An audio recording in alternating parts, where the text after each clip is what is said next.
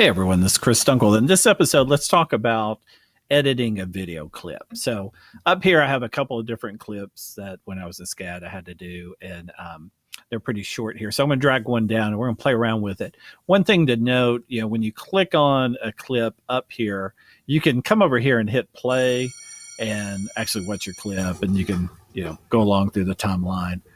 This was an animation about kind of symbolically a bully that comes, and then the different stereotypes of the school come to his defense.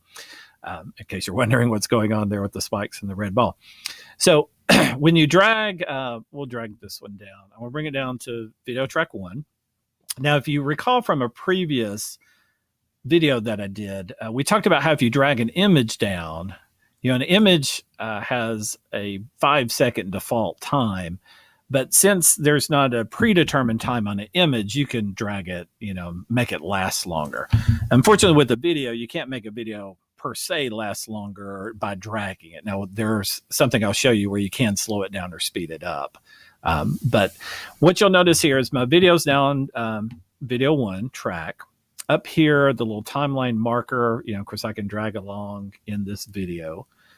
You'll notice you get to the end. If you get to the end and keep going to the right, it'll keep going as well. But something to note, and I find this is useful, whenever I'm dealing kind of with a longer video track, down here in the bottom right, you have a zoom in and zoom out. So I like to zoom out, and then you can either just click the button or you can just drag it.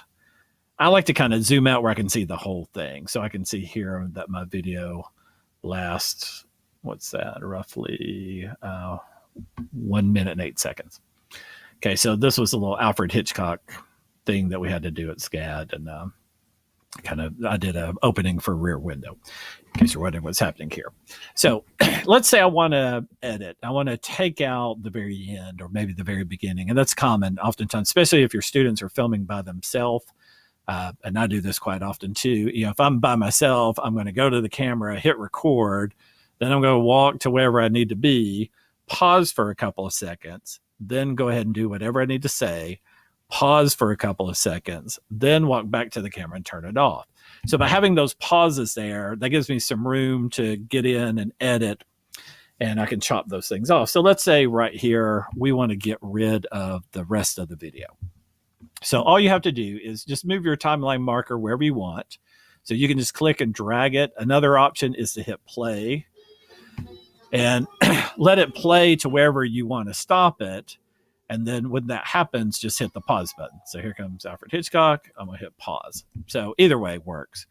But on your timeline marker, you have a scissor icon, and you simply just click the scissor icon. And when you do, I now have 2 separate clips. So I've got this one here, and then I have the second one. And if you click on the second one, you've got a little trash can, and you hit delete. And now I've chopped off the part I don't want. You can Control Z, by the way, to undo, which is a keyboard shortcut for undo. And I just undid it a couple times. I put my clip back together the way it was. But that's a quick and easy way that you can trim stuff. Another option for trimming is with the video. You'll notice I can't drag it to the right. If I come to the edge, if I click on it and come to the edge and get the double arrows, with an image, I can drag it to the right and make it longer. But what I can do is I can drag to the left. So that's another option here. So I just took it to the left as far as I needed to go, and then it just stops right there.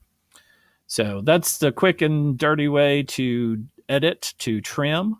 And in another video, we'll get into some of the other things that you can do with scaling and color correction and things like that. As always, if you have any questions, just let me know.